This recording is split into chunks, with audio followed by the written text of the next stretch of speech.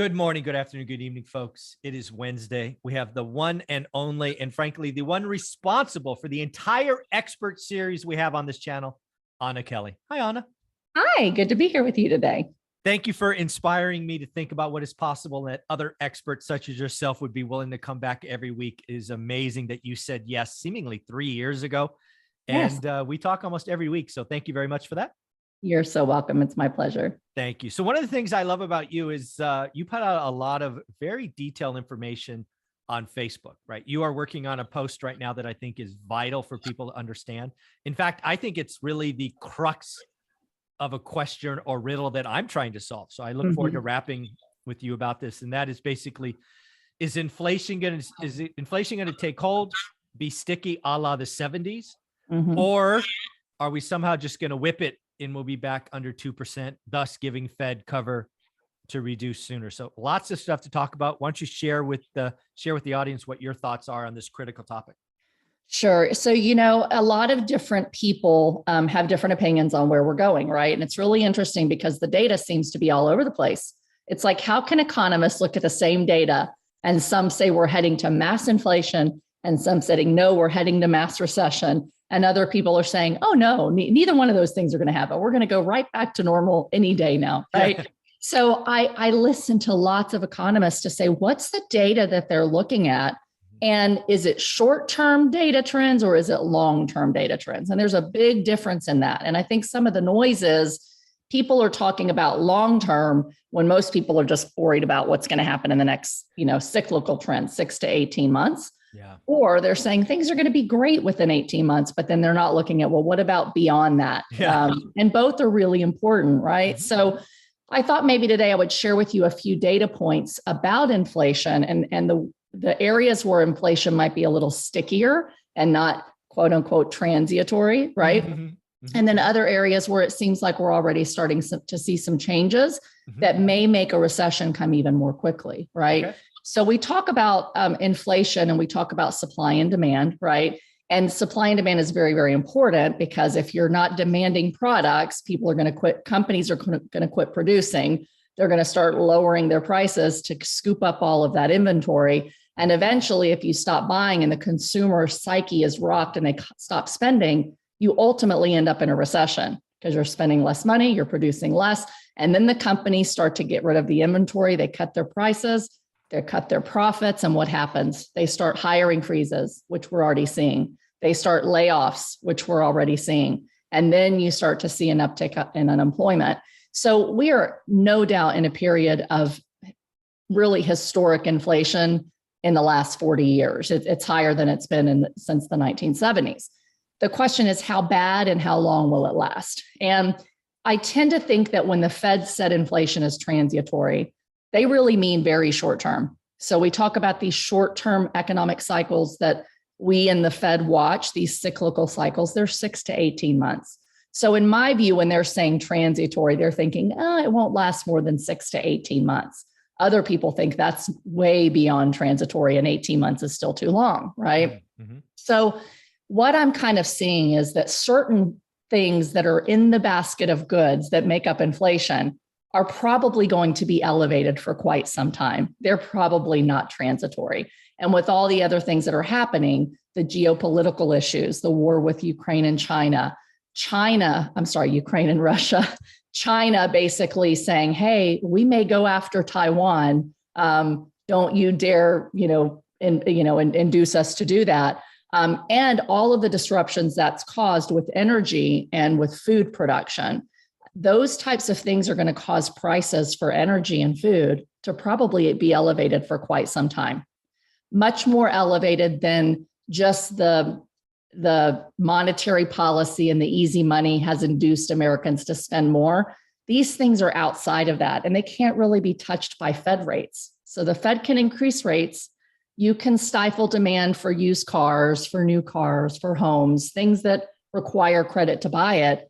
But if people need food and energy and shelter, which they do, and food and energy supply is dried up and housing supply is somewhat limited or priced out, then I believe those key pieces of CPI, housing, energy, and food, they're going to be elevated for quite some time. and probably not come down until all the geopolitical stuff works itself out. But also geographies are realigning where they're going to get their production from. So I think we're going to be in for a period of inflation in the things that hit Americans the hardest, the energy, the food, and the housing, for quite some time. And because that's the thing most people spend the most money on, it's much more important than core inflation.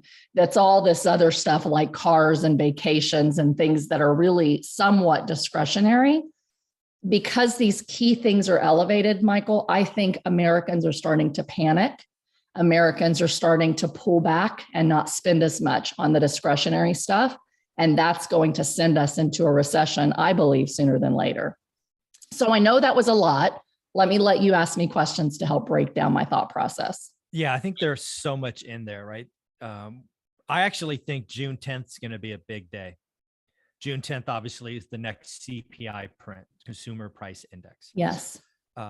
It does report two numbers. It reports headline, which includes, energy, food, rent, rent equivalent. Core does not. Core, I think, does include rent, but does include food and energy.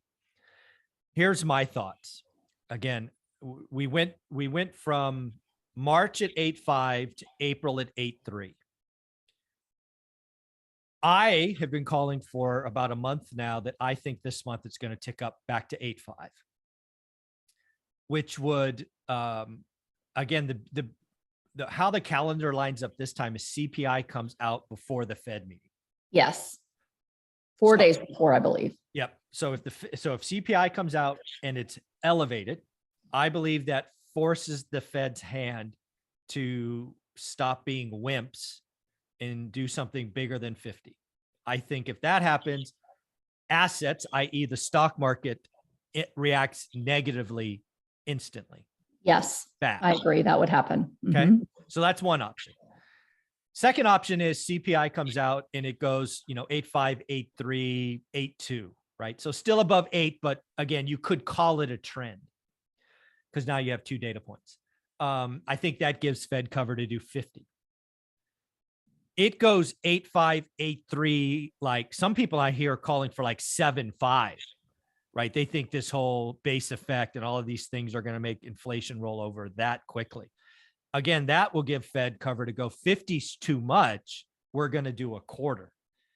So I believe June 10th is like beyond important because I think it's going to give Fed, it's going to tell the Fed what to do. Go big, stay the course, or go lower. And again, I think if it goes lower, let's be clear, if CPI comes in at like 7.5 or 7.7, below 8, I think the Fed talks about a quarter versus a half. And then I think assets explode higher, right? Suddenly risk on, party, woohoo! The Fed's slowing down, baby, woohoo! I think it's going to be bananas one way or the other. So part of the problem, and this is where it's hard to gauge. I do listen to the Fed interviews and different Fed governors and members of the FOMC and essentially what they have to say. And you hear some of them saying, we still have to get really aggressive and we were too late. And you hear others saying, listen, we've waited too long, but we can already see the consumer reacting. And it normally takes 6 months to a year to see any impact of the actual Fed tightening. What you're seeing now is consumers' emotional response to the Fed starting to tighten, businesses' emotional response to the Fed starting to tighten. And the real challenge for the Fed right now, in my opinion, is that it's not just a matter of inflation or recession. We've got this stuff on the supply chain side that's uncontrollable. The Fed really has zero control over the supply side stuff right now. And we've got certain areas of industry in the US where the supply chain issues are still going on. In those areas, you're going to see increased spending because the costs of everything are going up on, like we said, the things that you have to have. But if you look at core CPI without food and energy, right, it's actually coming down. And so there are stats that we can already see that month over month, what's happening in the production world. And so what's happening is there's some stats that are already showing a US government slowdown or GDP slowdown in the US. And so the Fed is having to tighten into an economy that's already naturally slowing down on its own as some of these things start to work themselves out. But they don't really know the impact of their own rate increases for 6 months to a year. So the Fed tends to be very reactionary. Just like you said, there's a meeting on the 14th, what happened on the 10th, and that's going to make our decision. Really, if you listen to them, they say we need to look long-term and not narrow. And that means that what comes out on the 10th shouldn't stop what they do. It shouldn't stop their plan to be aggressive. But if they're tightening, pulling back, raising rates, trying to slow down the demand into an economy that's already slowing, you're accelerating us into recession. And so I think you could see some pullback where they say, hey, the rate increases are working and they've worked so well that things are slowing down. So we're going to pull back a little bit, wait a little longer and see if things tend to work themselves out. But what happens is if you've got inflation here, you've got recession over here. And what we really have is more akin to stagflation, which means inflation at the same time that you have a global slowdown. And that's really difficult for the Fed to find the way to fix, to time it right. Should they raise and how much? Because they don't want to raise too much that causes us to go under the edge. Yet the key inflation that really hits Americans' pocketbook is not core inflation. It's all this other stuff that isn't getting better. So I tend to think that the Fed's still going to raise rates. I'm not sure that core inflation will actually that headline inflation will actually be higher because of some things that I'm seeing on the supply side and on production. So if you look at just globally, a few things just to share with you, Europe and China are already in a recession. There's already a global slowdown. Government spending is just as important to what happens to the economy and production, not just Fed stimulus, but US government spending, congressional fiscal policy. So what happens is for every dollar that the US government spends, they produce a particular amount, 2 to 3% of our GDP. So the government has pulled back spending actually 20%. And some recent charts that I just have been reading in the last week have shown that the government's reduction by 20% of spending on projects in the United States has reduced GDP 2 to 3% over this last quarter already. So we may actually have a bigger impact by the government reducing its spending than we do on Fed rate increases alone. And we're seeing some of that trickle down. So one of the things that I'm looking at is inventory. If you look at inventories, we just had an inventory report by Target, Walmart, and Home Depot. Home Depot's inventory is up 42%. Their inventories are not being moved. So they bought in advance because of all of the demand, and suddenly people aren't buying. And Home Depot's numbers, their profits were actually up, where Walmart and Target were actually down. But Walmart and Target's inventories are up 32 and 33% that they can't get rid of. So they're slashing prices already.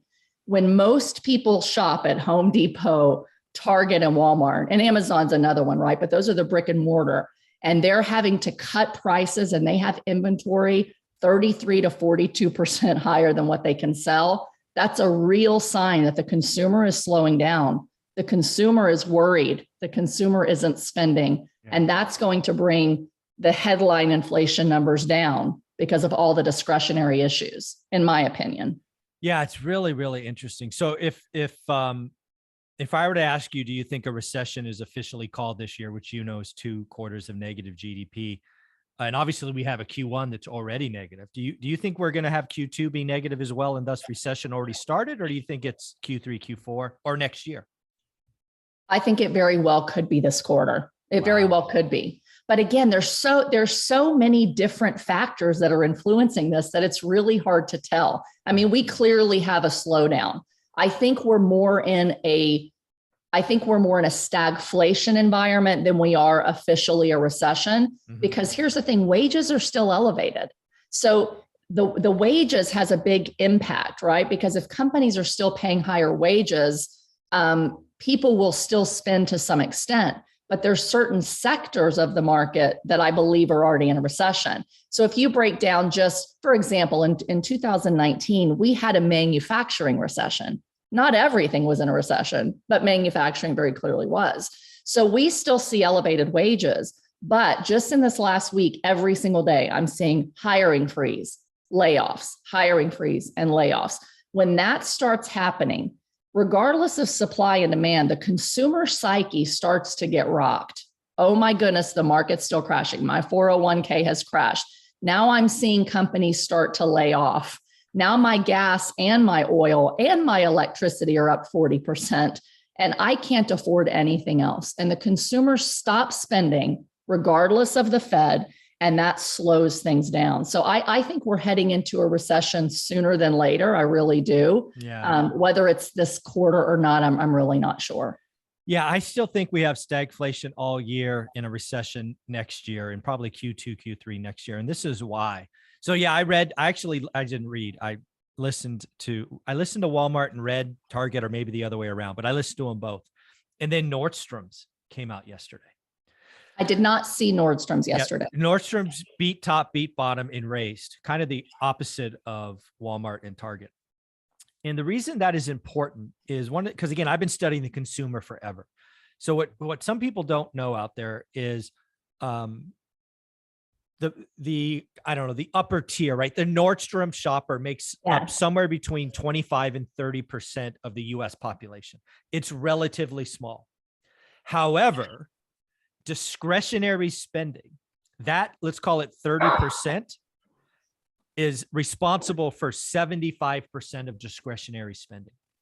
So what I'm seeing right now is kind of the K-shaped recovery, or the K-shaped summer, as I'm now calling it, where the people in that 30% are partying like it's 1999. Nordstrom said people are coming in and buying dresses and just event-based stuff. Yes. And splurging, frankly, was their words. And we know about airlines prices and tickets going up. And even Walmart and Target talked about experience-based travel. Both of them called out luggage, as I recall. Yes. So what I think is happening right now is Q2 is going to be positive. I think I don't know what you want to call it, the upper middle is going to carry us forward. I agree with you for this quarter for sure. Yeah. So again, that means no negative for Q2, so it doesn't validate Q1. So I just think there's so much momentum, wages. Again, unemployment, we have hiring freezes, but still unemployment's 3.6%. It just takes time. I think the economy is not healthy. I just think the economy as an entity has so much forward momentum. It just takes a while to stop it. Absolutely. I think the economy is truly sick.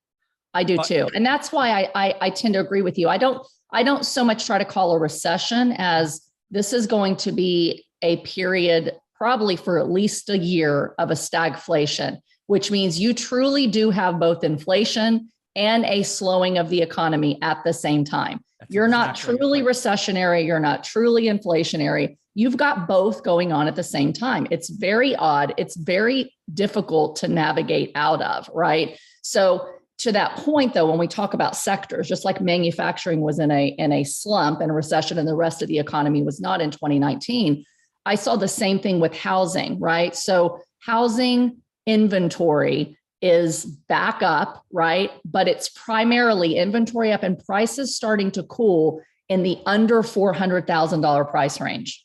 400,000 and above, Michael, guess what? We're still buying houses, even with elevated interest rates. That's what Toll Brothers told us yesterday.